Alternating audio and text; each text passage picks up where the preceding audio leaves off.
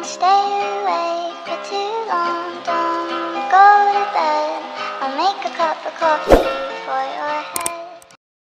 Hai semua, kembali di channel aku, Dinstiana Vlog. Nah, di video kali ini aku mau jelasin tentang penetasan telur sampai dengan bekicot dewasa atau besar.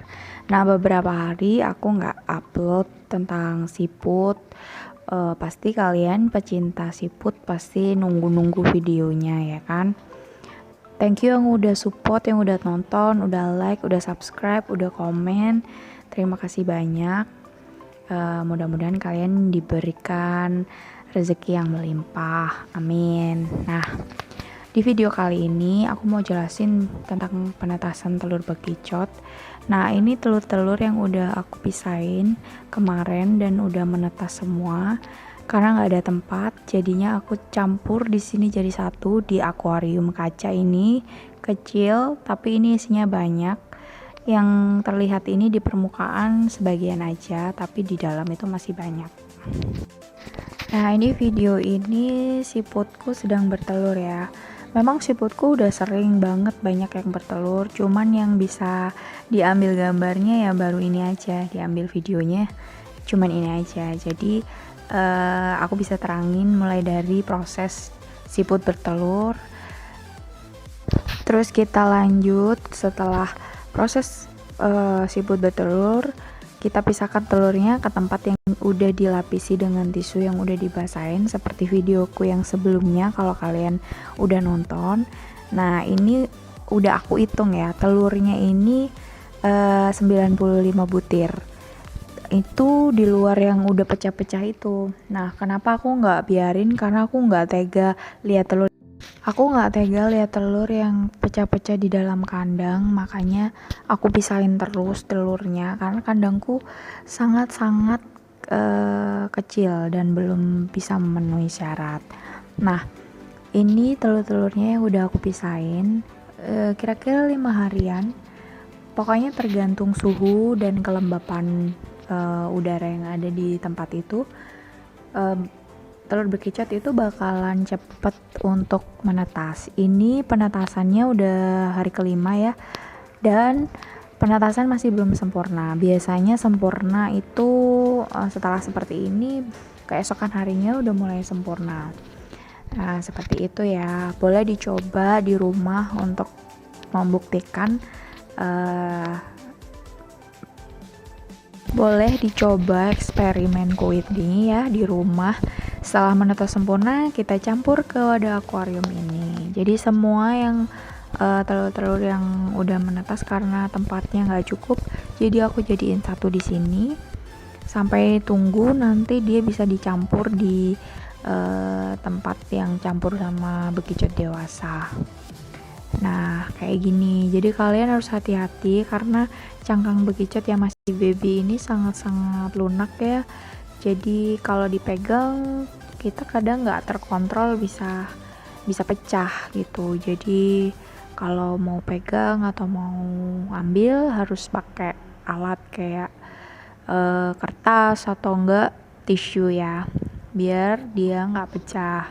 Karena kalau kita pegang pakai tangan, kadang tangan kita juga nggak kontrol, nggak bisa kontrol. Jadi kadang nggak sengaja mecahin. Aku juga sering. Nah, ini contoh bekicot yang telah menetas sempurna yang akan aku pisahin ya. Nah, kita buka. Ini udah menetas sempurna. Jadi cangkang-cangkang yang warna kuning atau enggak warna putih gitu, dia udah nggak ada di badannya bekicot kecil ini. Jadi dia udah keluar tuh. Lihat. Jadi kita pindahin yuk ke dalam akuarium. Biar dia nggak di tempat ini aja, di tempat kecil ini, biar dia bisa jalan-jalan, bisa menikmati habitat aslinya seperti di habitat aslinya gitu maksudnya. Seperti itu teman-teman, banyak banget. Nah, ini contoh bekicot yang udah menetas sempurna ya. Nah, jadi jangan lupa pakai alat bantu untuk memindahkan bekicot agar cangkang tidak rusak. Jadi kalian bisa pakai alat bantu kayak kertas-kertas seperti ini, atau enggak pakai tisu juga nggak apa-apa. Jadi biar cangkangnya nggak rusak teman-teman. Kita pindah-pindahkan semuanya.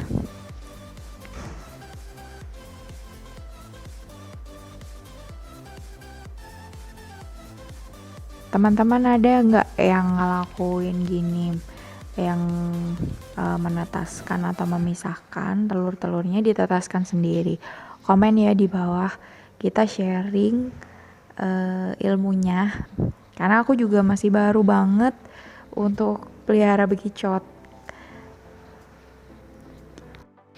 Jadi kalau teman-teman mau tanya kenapa sampai aku mau beternak bekicot, sebenarnya nggak ada kesengajaan sih, cuman kan di bulan-bulan ini kan bulan musim hujan ya, musim penghujan, jadi banyak banget bekicot di sekitar rumah.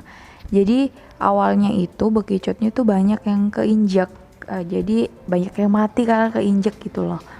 Jadi karena kasihan, akhirnya aku kumpulin pertama di tempat atau wadah seperti timba gitu. Akhirnya jadinya banyak, akhirnya kita putusin untuk taruh di tempat yang agak gedean. Terus kok lama-lama banyak banget, akhirnya aku kepikiran untuk pelihara bekicot. Terus aku lihat-lihat juga tutorial-tutorial yang ada di YouTube lain yang tentang menetaskan telur bekicot. Jadi aku belajarnya juga dari YouTube lain, dari tutorial dari YouTube lain gitu.